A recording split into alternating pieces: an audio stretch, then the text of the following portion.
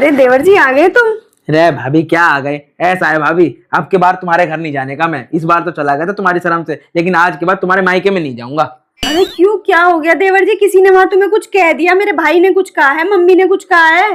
अरे ऐसे कैसे कोई कह देगा? उनका छोटा दामाद नहीं हूँ क्या मैं? है, मेरी भी कोई इज्जत है, लेकिन इसके अलावा भी बहुत चीजें होती हैं भाभी। अरे क्यों देवर जी, उन्होंने कोई सेवा पानी में, खाने पीने में कुछ कमी रखी है? कुछ तो बताओ, क्या हुआ है?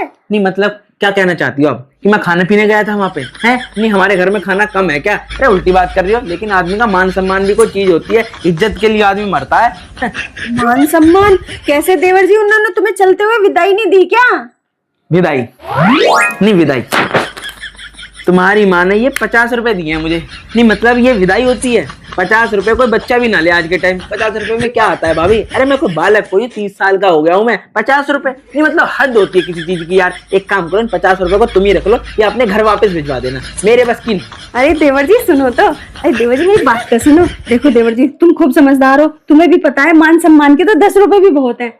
अरे भाभी यार, मतलब कर देना तुमने वही बात, दिखा दी अपनी माइको वाली। यार एक बात बताओ तुम, मतलब कोई आदमी शर्म से यूं कह दे भाई मान सम्मान का 1 रुपया बहुत, तो क्या सच में हाथ पे 1 रुपया रख देते? नहीं तुम बताओ, ये 50 रुपये दर्द है मेरे हाथ में। 50 रुपए भाभी आता क्या है आज के टाइम? नहीं आता क्या? तुम बताओ, खुद बताओ 50 रुपए में क्या आता है? नहीं देवर जी, कुछ नहीं आता, गलती तो है उनकी। 50 रुपए में सच में कुछ नहीं आता, पर क्या पता उनके पास कैश ना हो इसलिए तुम्हें 50 रुपए दे दिए। मम्मी ऐसे करती तो है नहीं।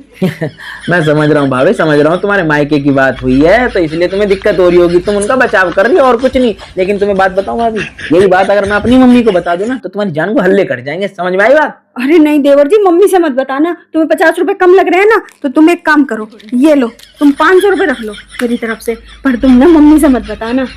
ये कोई बात हुई भाभी? अब दे रही हो 50 रुपए, तुम क्यों दोगी 50 रुपए? ये तो भाई जब जहाँ जैसी चीज होती है ना, देखो भाई सुनो मेरी बात, जैसे शादी होती है, कोई और चीज तीज त्योहार होता है तभी अच्छे लगते हैं, तो ऐसे ही जब उनके घर में था ना तब पैसे देते तो अच्छे लगता। या मैं अपने घर में आऊंगा तो अपनी जेब से दे रही हो, ये तो भाई गलत बात। अरे देवर जी मैं समझ रही हूँ, उन्हें देने चाहिए थे, पर तुम मेरी बात तो मानो। अब तुम ये रख लो, मैं मम्मी से बात करके रखूंगी। अगली बार तुम जाओगे ना, 500 छोड़ो, तुम्हें 1000 रुपए देंगी मम्मी, पर तुम इन्हें अब रख लो और किसी से बताना मत। ठीक है भाभी, ये तो तुम्हारा लाड़ प्यार है, इसलिए मैं किसी से कुछ नहीं कहूंगा, ठीक है ना? इस बार तो मान गए, पर अगली बार ऐसी गलती नहीं होनी चाहिए भाभी। नहीं देवर जी, बिल्कुल कोई गलती नहीं होनी चाहिए, तुम इन्हें रख लो। तो हाथ तो छोड़ो। हाँ थैंक यू देवर जी, कोई नहीं, परेशान नहीं होते है ना।